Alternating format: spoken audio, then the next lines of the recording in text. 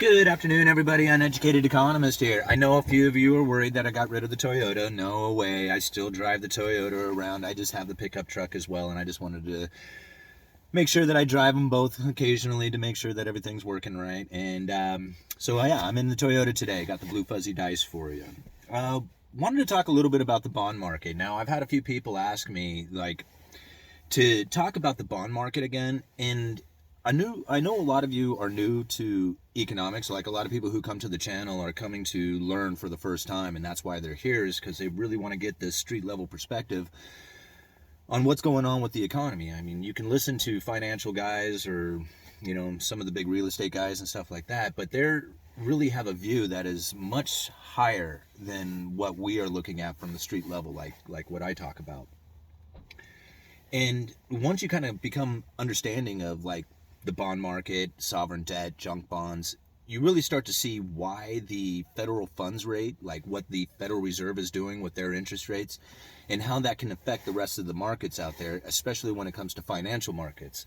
I had somebody, I believe, in the comments asking about the money market accounts and why that is such a big deal when they start to freeze up. And it's because that's the very tip of the financial markets. Like, the money market accounts is where the first short-term loans begin. So if you can imagine, if you were a business who wants to make payroll, you're a little short on cash, or you're not quite sure if you're going to make the cash, like going to the money market accounts for a loan by selling them commercial paper or something like that is the easiest way for them to get financing. It's the fastest. It's just like the very beginnings of finance. Anything that's like longer or bigger financing and stuff like that, it starts to go deeper into the financial markets. So I'm trying to keep it really simple there as far as like describing how important the money markets are. It's just, if you can imagine, it's the very first entry into the financial markets. I mean, it's not really, but that's kind of like an idea that you can see. And that if that entry starts to become obscured, as far as the availability or just getting in and out of that market becomes difficult, then the rest of the markets start becoming difficult as well. So anyway, we're just going to leave it at that. Let's talk about bonds. Now, a lot of people have a hard time wrapping their head around bonds. They don't understand bond prices versus yield, and why the interest rate on a bond or the coupon rate is different from the yield. What is all this stuff kind of makes, how do you make sense of all this?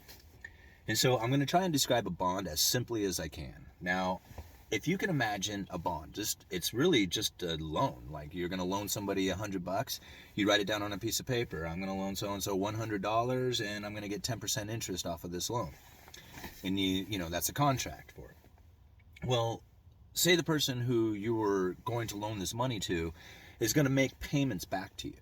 Instead of just handing you back all the money plus the interest, instead what they're going to do is bust it up into these payments, and then at the very end of the payment system hand you back the money that you had loaned them, or that they had borrowed from you. So this is the bond and the coupon rate that's attached to the bond. And they call it a coupon rate because if you can imagine, back in the day when you purchased a bond, they actually gave you a physical bond. It was a physical piece of paper on it. And down at the bottom of that bond was these little coupons that you can tear off. And those coupons were set. So I'm just going to make up some numbers, some hypothetical numbers. So you bought a bond that has a $100 face value to it. The yield on it might be 10%. So that is a $100 bond yielding 10%. Has a 10% coupon to it. Well, let's say the very next day, you had somebody come to you and say, hey, I really like that bond. Interest rates are moving around, and I like the purchase price that you had made for that bond, or the interest rate that bond is paying. I'm going to give you a little bit of a premium in order to buy the rest of that bond. Okay, try and follow me here. So you purchased the bond for $100. It pays a 10% interest to it. So you're getting a 10% yield. Now, the person who buys it from you, say they pay $110 for it. Although the coupon rate is still 10% of the face value of the bond, what the investor is actually receiving is a little less yield because he paid more for the bond than you did. Does that kind of make sense? So as the price of the bond goes up, what those coupons are going to yield the investor is going to go down. That's why yield is different from coupon rate. And that's the major difference in it. So as prices go up, yield goes down. What the investor is actually going to get from that bond That's what's dropping down. So this is really important to think about, because as interest rates are going down, the prices of those bonds are going up. So if you were a company selling your debt, well, as interest rates are going down, the bond prices are going up. You're able to sell a lot more of your debt and pay back a lot less interest. Does this kind of make sense? So this is where it's getting kind of critical here in pretty much throughout the entire globe, is that you have something called sovereign debt, sovereign bonds, or like in our case in the United States, U.S. Treasuries. Now, generally, U.S. Treasuries are going to be the safest, most reliable way of securing your money, because U.S. Treasuries are by far the safest asset out there. As sorry, my friend just drove by. So as the prices of these bonds go up and the yields go down, the investors are looking for that yield somewhere. And so where they are finding it is in those higher yielding junk bonds, or the corporations that are out there.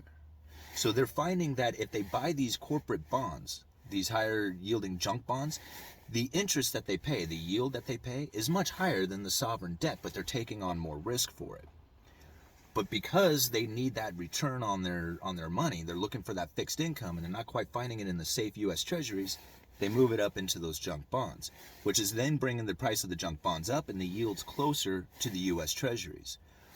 This is the critical spot that we're into right now, because I'm going to leave a link down in the description, and you can go and see that the S&P 500 right now has more share buybacks taking place than in any other time. So it's hitting like a record, at least for the price of it. I think the actual number of shares is down, but the price that they're paying, or the amount of purchasing going into the share buybacks is going up quite heavily.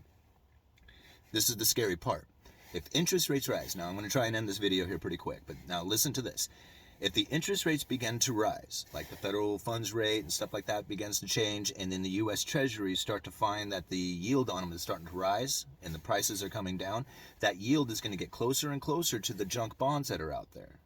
When that starts to take place, then the investors are going to start getting out of the junk bonds and moving into the safe haven U.S. Treasuries.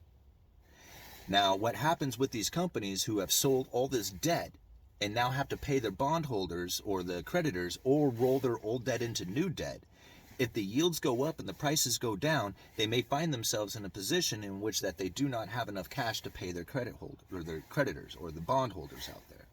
If that is to happen, they're going to start selling what? Their shares. And you can see the stock market start to go down as they're trying to make their creditors whole again. Anyway, I'm going to leave it at that. Links are down in the description. Uneducated Economist. You guys let me know.